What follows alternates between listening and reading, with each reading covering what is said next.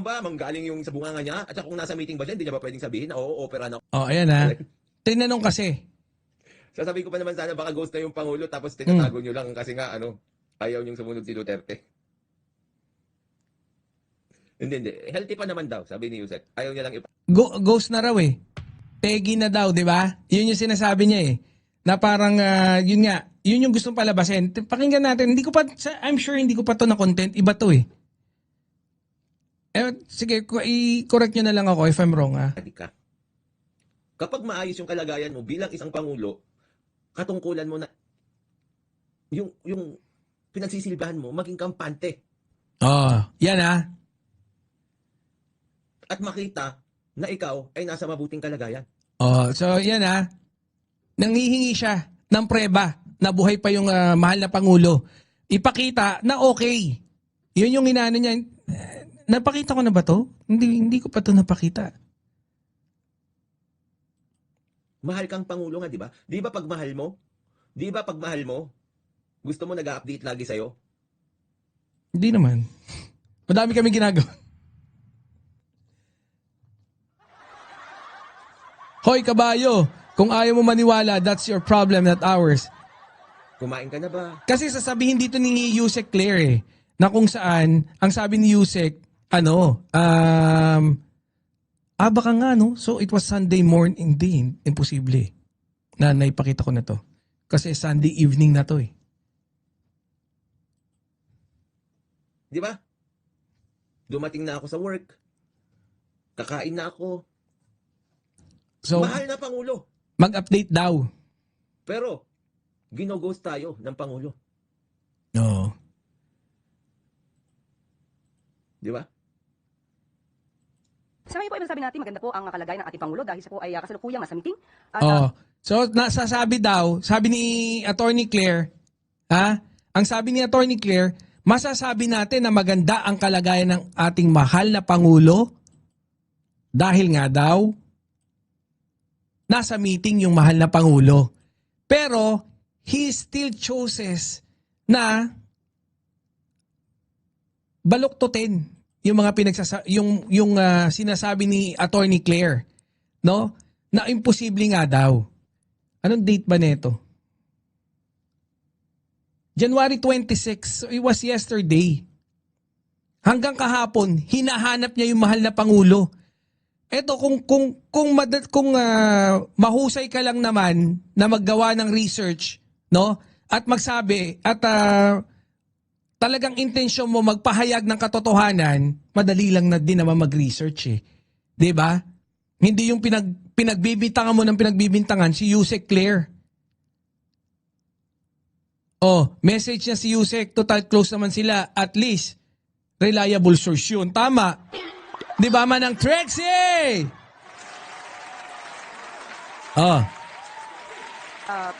Nasa meeting. Nasa Meeting kasama yung mga doktor. meeting daw kasama yung mga doktor, patay.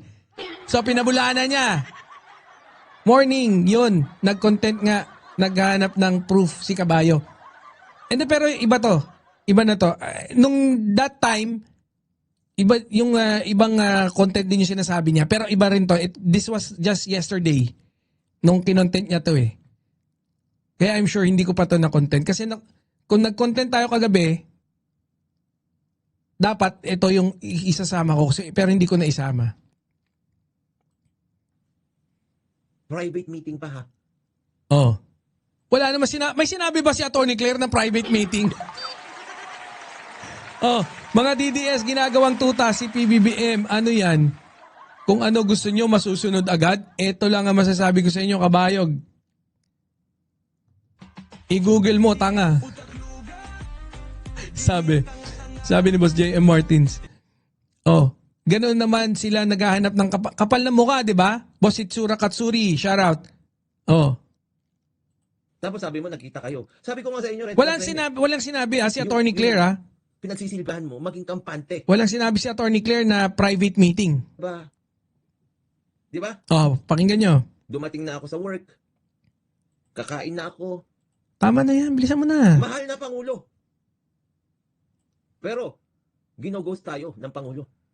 Ginughost daw ng Pangulo. Di ba? Sa ngayon po, ibig sabihin natin maganda. Meeting pa ha. Kung i-rewind nyo, medyo ano eh. I-explain nyo pa kung bakit ghost eh. Dahil mukhang tegi na. Parang ganon. Parang ganon yung pagkakasabi. DDS tong gagon to. Tapos sabi mo, nakita kayo. Sabi ko nga sa inyo, red flag na yun. Private meeting pa ha. Maganda po Oh. ang kalagayan ng ating Pangulo dahil siya po ay kasalukuyang nasa meeting. At, Oh, walang sinabing nasa private meeting ha. Maganda po. Masasabi po, sabi ni Attorney Claire, masasabi po natin ngayon na maganda ang kalusugan ng ating mahal na Pangulo dahil siya po ay nasa meeting. Yan lagi, nasa meeting. Oh, Tayo ng Pangulo. oh. Ulitin ha. Di ba? Oh, sa ngayon po, ibig sabihin natin maganda po ang kalagayan ng ating Pangulo dahil siya po ay kasalukuyang nasa meeting. nasa meeting. Walang sabing private meeting. Gago talaga to. Yan lagi, nasa meeting. Meeting kasama yung mga doktor. Mga doktor daw kasama. Private meeting pa ha. Kayong mga kabatas, kawawa kayo, Brad. Niloloko kayo. Ilan nag-views na ito? 20,000, no? Nag-views? Kawawa kayo. Tapos sabi mo, nakita kayo. Sabi ko nga sa inyo, red flag na yun eh. Mm. Yung nakita sila tapos walang picture, red flag yun. Nagkita daw na walang picture, red flag. So definitely, he is confirming na sablay daw yung, pinakita na rin natin kahapon, ha? True dun sa cellphone na binigay sa, yung video, no, na sinabi ni Attorney Claire, na siya mismo kumuha at sinabi niya kung bakit mas malakas yung audio niya at mas mahina yung kay PBBM. At kung bakit, syempre, gusto niya pa makipag-selfie si Attorney Claire daw kay PBBM. Proof of life. Gago. Nakikita kayo, ang pinaka-ebidensya ng nakikita kayo. Nagkita sila kasi siya mismo nag-video sa short video, walang sinabing private meeting, regular meeting lang. Tanga, sabi ni Manang Trexie. Gagalit. Interview na invento.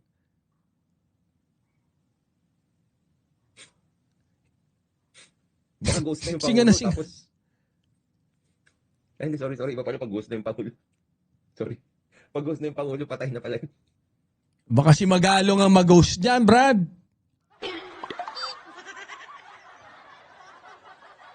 Sasabihin ko pa naman sana, baka ghost na yung Pangulo, tapos tinatago nyo lang kasi nga, ayaw nyo sumunod si Duterte.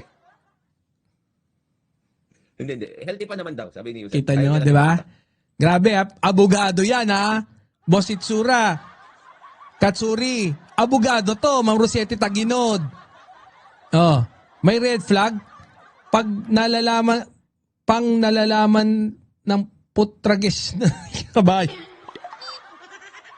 Yun po, at marami po silang pinag-uusapan patungkol po doon at kung ano man mapag-uusapan, may ari kong maibigay bukas dahil hindi pa po tapos ang meeting. Saan kalap?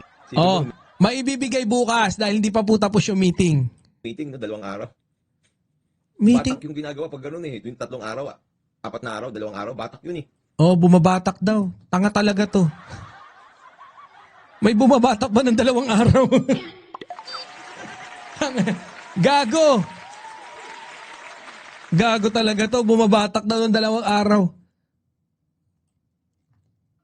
Pag bumatak ka ng 2 araw, nasunod mo dyan. 2 araw ka din, mawawalan ka rin ng 2 araw. Grabe pagod ng tanga. Sarap batukan ni Kabayo. Siya lang ang bothered. Yung cabinet members niya, parang di naman. Ano mo yung meeting na yun? Lang, ma'am. May mga lumabas din po kasing post online at sa social media over the weekend na nagsasabing ooperahan daw po ang Pangulo related doon sa diverticulitis. So, just to set the record straight, ma'am, and to clarify, ooperahan nga po or inoperahan ang Pangulo? Wala pong ganung balita na mabibigay po tayo dahil ngayon po ang Pangulo ay nasa meeting. So yan po. Sabihin mo lang naman kung oo o hindi.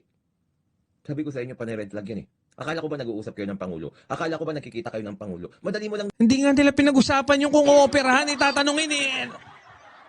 Kamusta po kayo? Okay naman ako, meron ng problema, ganito, ganyan. O, syempre, aalis na si mahal na Pangulo eh. May sakit pa nga nun eh. Ngayon, gusto mo tanungin kung naoperahan. Hindi pa. Lagi sila nagkikita. Tanga ka kasi. Magkaibigan kayo dati ni Yusek Claire. Di sana sa'yo pinapakita ni Yusek Claire yung mga pinapakita niyang picture sa akin. Joke lang. kung naman sabihin na wala hong operasyon. Yun lang naman eh. Ah. Pero nakita niyo puro iwas yung sagot. Nasa meeting. Pag nasa meeting Tanga, puro ka imbento. ba, hindi mo alam kung operahan siya o hindi. Magsasabi naman dun yung mga doktor niya. Kailangan ba manggaling yung sa bunganga niya? At saka kung nasa meeting ba siya, hindi niya ba pwedeng sabihin, oo, operahan ako o hindi operahan ako? Hindi pwede, busy nga eh. Hindi mo pa malalaman yan, hindi ka pa naman naging ganun ka-busy. Mag-live ka na nga lang dyan. Niloloko nyo na yung taong bayan eh. Baka si kabayo bumabatak ng 2 days. Kita mo naman parang hindi nalilig. Parang bumabatak ng 2 days. Grabe, ang lupit nun ha. Putya, baka kasi tawas lang yan. Sigurado ako pagka maganda yung primera klase, hindi mo kayang bumatak ng 2 araw. Grabe. Grabe pagod mo nun. Ah, hindi ka.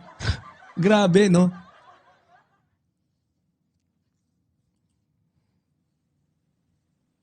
My goodness. Kung may tatanungin sa akin yung asawa ko, sasabihin ko rin, kung ayaw kong sagutin, nasa meeting ako. Di ba? Ay, sinungaling ikaw yun. Sinungaling ka eh. Ay, oh. Wala niloloko yung asawa ang putya. Huwag ganon, Brad. Ako, hindi sa pagyayabang, pero... Ako nga eh. Kasi parang pinasyalan ako ng mga friend ko na French. Tapos sabi niya, mag-tennis daw kami. Eh di syempre, paalam ko tennis. Magti-tennis kami. Eh di nag-tennis. Ngayon, yung tennis court na pupuntahan namin, meron palang beach. Malapit pala sa beach. Sabing gano'n, oh, sige, baba mo muna yung raketa mo dyan, mag-beach tayo. Naghubad, oh, nakabrief lang yung mga French.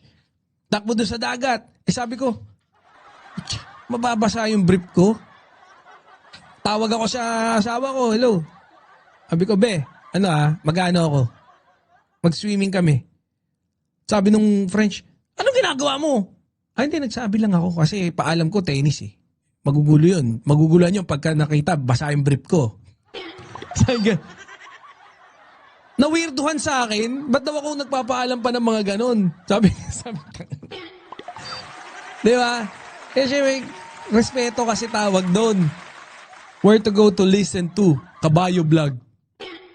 Sabi naman Joe. Sino ka nga, kabayo, para malaman kung saan pupunta ang presidente namin? Kaya nga eh. Oo, durog lagi sa atin to. Tanga to eh. Ma'am Maria Marilyn Imbido Bautista from the land of the rising sun, Ohio, gozaimasu. Shout out. Yung tanong po mula kay Tayo dahil ngayon po ang Pangulo ay nasa meeting. So yan po ay fake news. O operahan o na-operahan. Nasa meeting. Ito po ay fake news. Alin yung nasa meeting siya? For sure yung nasa meeting siya. Oh, fake news na yung nasa meeting. Ay, hayop na tong gagon to. po mula kay Maricel Halili, TV5. Good morning, ma'am. Ma'am, just a follow-up. Do we expect the president to show himself in public now that he's okay? Kasi Good question. Oh, good question. Very, very good question. Kala mo talaga naka-very good question ng walang niya eh. Good question. Okay ka, di ba? Ano, hindi pwede mo bang ilusot diyan na nasa meeting siya? mga na-cancel siya na event last week. So do we expect na meron ulit siyang public event at least this week? Yung pamimiting po ngayon, pagpupulong, malamang po ay ma-post ito para po mapakita natin na ang Pangulo po ay nasa maayos na kondisyon. Show himself in public. Private meeting tapos ipopost nyo na lang. Grabe, puro na lang tayo, ano no? Tiis na lang. Kung ano na lang yung ibibigay sa inyo, makontento kayo. Katulad ng 500 na Noche Buena, pagkasyahin nyo yan. Tanga, bobo rin kasi kayong dalawa nung nagtanong eh. Parehas kayong bobo. Pucha, pwede nyo namang i-research eh. Sinabi na nga ni, na nasa meeting, ginagalit nyo na ako eh. Parehas kayong tanga eh. Nung nagtanong eh, sasabi mo, good question pa, parehas nga kayong bobo.